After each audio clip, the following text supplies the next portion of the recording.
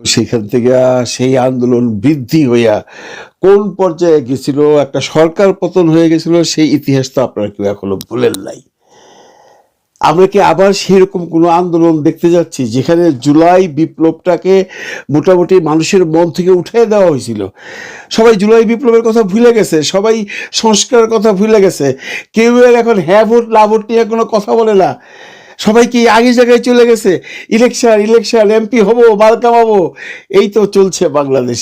এই জন্যই কি জুলাই যুদ্ধ হয়েছিল? এই জন্যই কি এই 1400 প্রাণ গেছে? এই জন্য কি শত শত আহত পঙ্গু ছেলেপেলেরা এখনো তার জীবন যুদ্ধে লড়তেছে? তাই তো মনে হয় আমরা তো সেই জাতি। কিন্তু না, তা হতে দিবে না।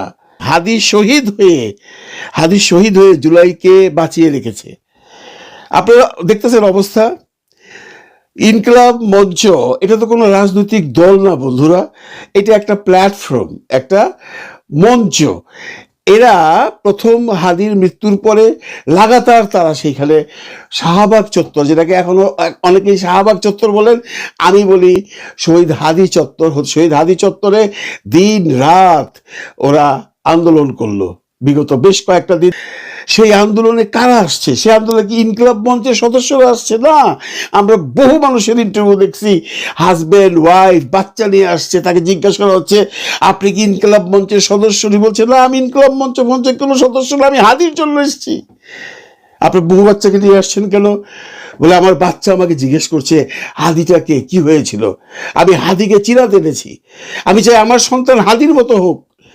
এই যে মানুষের সেন্টিমেন্ট নিয়ে ইনকলাব মঞ্চ চলছিল ভাই, দিন নাই রাত নাই, সারা রাত ছেলে মেয়ে, একটি দল সারাদিন থাকে, রাত্রেবেলায় চলে যায়, রাত্রেবেলা আরেকটি দল আসে, তারা সারাদিন ঘুমায়, তারপর আরো আসে, এইভাবে চলছিল। এবং বাংলাদেশে একটা নতুন আন্দোলন এরা সৃষ্টি করে রাখছে। সামান্য একটা মঞ্চ, যার কোনো পলিটিক্যাল ব্যাকগ্রাউন্ড নাই, যার পিছনে কোনো পলিটিক্যাল মদত নাই, এরাই তো জুলাইকে বাঁচিয়ে রাখতেছে। তারপর দেখেন এরা এত ভদ্র, এত মার্জিত। খালেদা ম্যাডামের জানাজার দিন তারা স্থগিত করলো।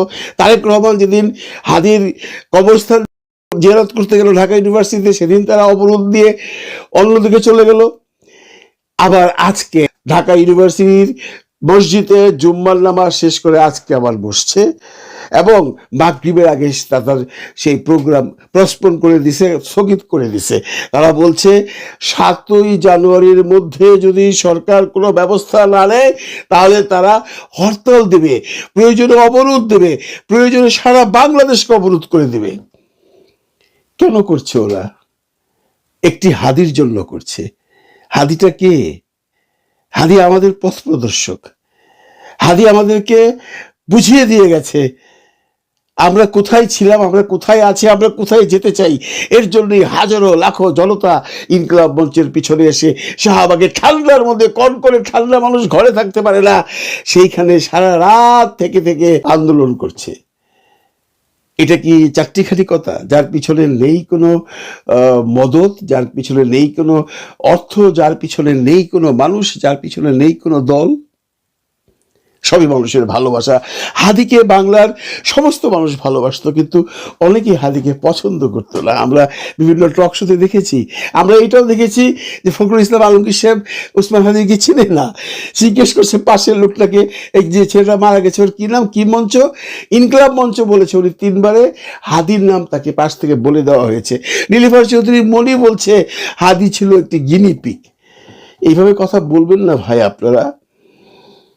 হাদি হতে পারবেন না আপনারা, হাদি কেউই হতে পারবে না। হাদি একটাই জন্ম নেয়, হাদি ক্ষণজন্মা। এবং এই জন্যই আজকে এত মানুষ এই হাদি চত্বরে এসে বসেছে। এবং এই যে আন্দোলন, এটার রূপরেখা কোন দিকে যাবে আমরা কেউ বলতে পারি না। এরা আজকে এদের যে সদস্য সচিব জাবের বলে দিয়েছে যে আমরা প্রয়োজনে সরকার পতন আন্দোলনে যাব। লক্ষণ ভালো না বন্ধুরা। কেন যাবে বা কেন যাবে না? সরকারের এই ছেলেটাকে ধরার পিছনে কতটুকু ইচ্ছা আছে সেটা এখন প্রশ্ন সাপেক্ষ। আপনারা জানেন ওর একটা ভিডিও আজকে 3 দিন যাবৎ চলছে, 3 রকম ভিডিও সে দিচ্ছে। সে বলছে আমি সার্জায় আছি, অমুক জায়গায় আছি, এবং এটা যে এআই নয় এটা প্রমাণ হয়ে গেছে। রিভার্স স্ক্যানার বলে দিয়েছে দিস ইজ নট এআই, এটা অরিজিনাল ভিডিও। এত কথা বলছে, এর লোকেশন ট্র্যাক করতে পারে না, সার্জায় হোক আর যেখানেই হোক। থেকে এই ভিডিওটা আপলোড করেছে, ইচ্ছা করলে পারে। ইউনূস সরকার পারে না এমন তো কোনো কাজ নেই, ওনার তো অনেক ক্ষমতা। উনি যদি ইলিয়াসের ভাষ্য অনুযায়ী ইলিয়াসের পেজ বন্ধ করে দিতে পারে, পিনাকিদার পেজ বন্ধ করে দিতে পারে, তাহলে কি ছেলেটা কোথার থেকে এই বার্তাগুলো দিচ্ছে সেটা পারে না? পারে তো। মানুষের তো এই জন্যই সন্দেহটা হয়। এই যে ছেলেটা লাগাতার লাগাতার লাগাতার ভিডিও দিয়ে যাচ্ছে এবং বিভিন্ন ধরনের লোকজনের নাম বলে যাচ্ছে, একজন র্যাবের কর্মকর্তা, একজন র্যাবের এএসআই, একজন র্যাবের ইনফরমার, নাম ধরে ধরে কি কাউসার নাম, আরো জন্য কি কি নাম বললো, এদেরকে বলিয়ে দিচ্ছে ছেলেটা যে এরা এই জায়গায় আছে। আমরা তো একটা জিনিস স্পষ্ট তো যে এই ছেলেটা একা দায়ী নয়, এর পিছনে একটা বিরাট গ্যাং জড়িত আছে, বিরাট একটা গ্যাং আছে। ওকে তো নাম বলে দিচ্ছে, তাহলে কেন সরকারের আইন শৃঙ্খলা রক্ষাকারী বাহিনী এই যে যাদের নাম বলা হয়েছে তাদেরকে অন্তত ডেকে এনে জিজ্ঞাসাবাদ করে না, বা তাদেরকে কেন তদন্ত করে না যে তোমাদের সম্পর্কে যে বলছে এই ফয়সাল, এগুলোর সত্যতা বা মিথ্যা যাচাই করে প্রমাণ করো? পারে তো। সেইটা না করে 3 দিন আগে দেখলাম কি মিনিস্ট্রি অফ হোম থেকে বলা হচ্ছে, মেঘালয়ের পুলিশ বলেছে আমরা বাংলাদেশ থেকে আগত কয়েকজন সন্ত্রাসীকে ধরেছি। তার 2 মিনিটের মধ্যে খবর চেঞ্জ, বলছে মেঘালয় পুলিশ বলছে না আমরা এই ধরনের কোনো খবর ইনফরমালি দেইনি। এগুলো করে সরকার কি তার প্রতি সন্দেহটা বাড়াচ্ছে না? এই ইনকলাব মঞ্চের ছেলেরা যদি এখন সরকার পতনের আন্দোলনে যায়, এটা কি খুব ভালো হবে ইলেকশনের আগে? এবং এরা এটাও বলেছে যে আমরা আগামীকাল থেকে আগামী 2 দিন বিভিন্ন দলের কাছে যাব, যে তাদের কাছে 4 দফা দাবি নিয়ে আমাদের সাথে একাত্মতা ঘোষণা করতে বলবো। এখন দেখবো কারা আসে, কারা যায় না। আসা উচিত ভাই। আমি বৈষম্য বিরোধী আন্দোলন থেকে যারা এসছেন, এই নাহিদ, সার্জিস, এদেরকে বলছি দয়া করে আপনারা সেখানটায় যান। আমি বিএনপিকে অনুরোধ করবো আপনারা সেখানটায় যান। আমি সাদেক কায়েমকে অনুরোধ করবো আপনারা সেখানটায় যান। এদের হাতকে শক্ত করেন।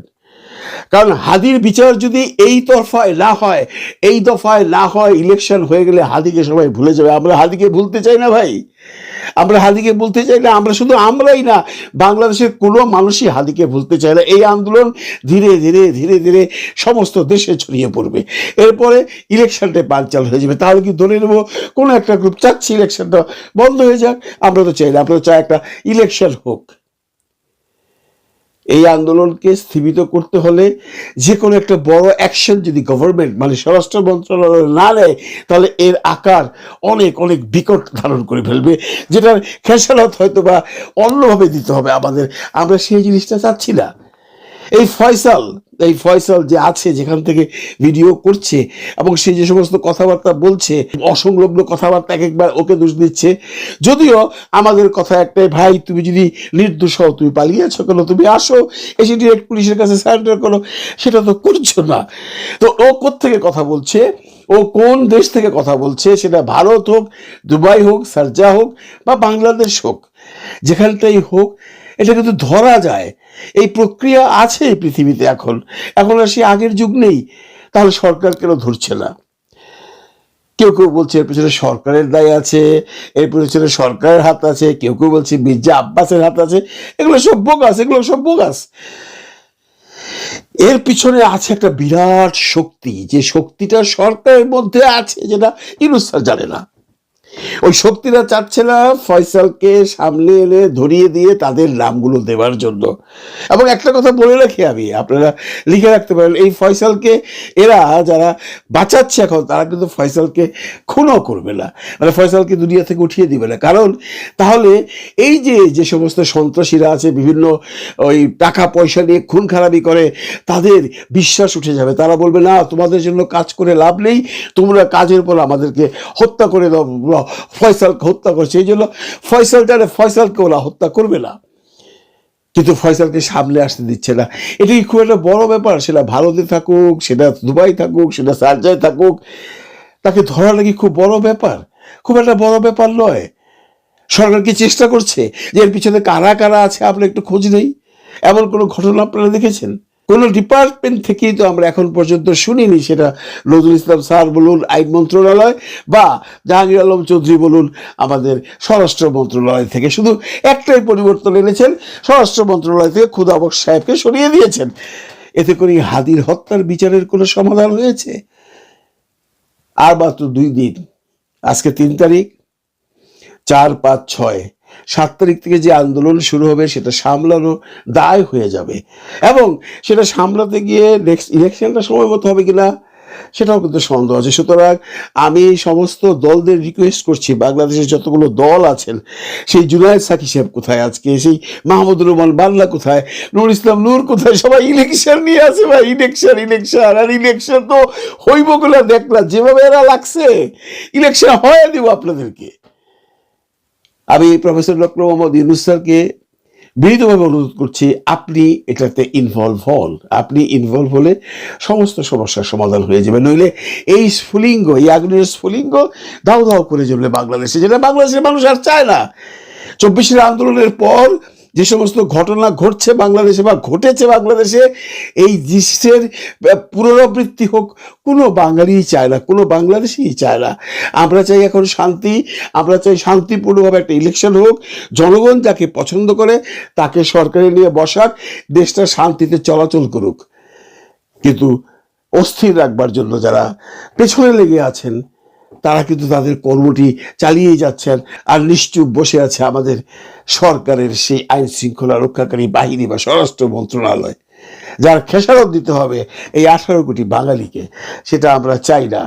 আমরা চাই এরা যে ধরনের আন্দোলন শুরু করেছে, যেভাবে এদের প্রতি মানুষের ভালোবাসা বাড়ছে, মানুষের এদের প্রতি এদের দলে যোগদান দেওয়া বাড়ছে, তাতে কিন্তু এটার আকার অত্যন্ত অত্যন্ত বড় আকার হয়ে যাবে। তারা যে ঘোষণা দিয়েছে মার্চ ফর ইনসাফ, এটা শুরু হয়ে গেলেই তো আরেকটা নতুন দৃশ্যাবলী বাংলাদেশের মাটিতে এসে পড়বে। সেই দৃশ্যের শেষ দৃশ্য আপনারা টানতে পারবেন না। শেষ দৃশ্য হবে অত্যন্ত ভয়ঙ্কর, যেটা আমরা কেউই চাই না। বারবারই বলছি, সরকারের এটাকে ইগনোর করলে চলবে না, অবহেলা করলে চলবে না।